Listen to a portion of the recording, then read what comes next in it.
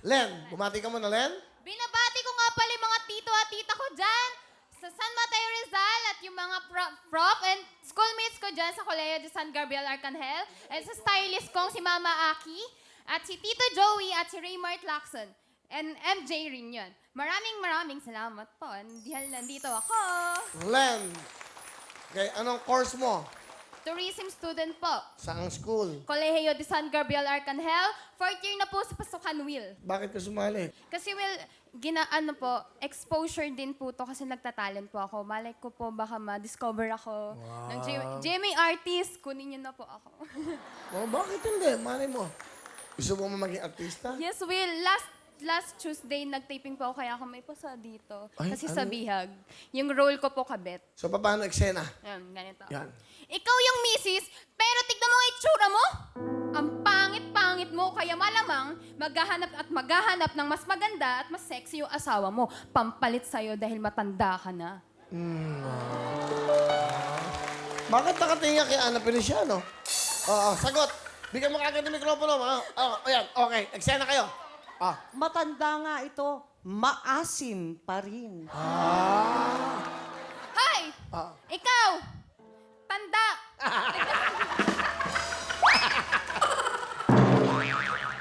Yan. Ay, matanda nga, pero tandaan mo, iba ang veterana. Veterana, bakit? World War III?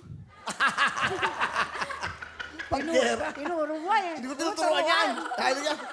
Palapakan niyo po, mga kababayan, sa Len. Sa Len. Sino kasama mo, Len? Pinapakilala ko nga po pala ang pinaka-supportive kong lola, Lola Elvie! Lola Elvie, welcome po. Magandang gabi. Magandang hapon, magandang gabi. Ano gusto niyo sabihin sa maganda niyong apo? Alin. Kasi wala na po siyang nanay. Buti nga po napapag-aral pa. Natutuwa rin naman ako sa'yo na nakakatapos ka na. Pagpatuloy mo lang yan. Kasi, pag wala ng nanay kasi, nagluloko na. Pero ikaw, hindi ka nagpapabaya.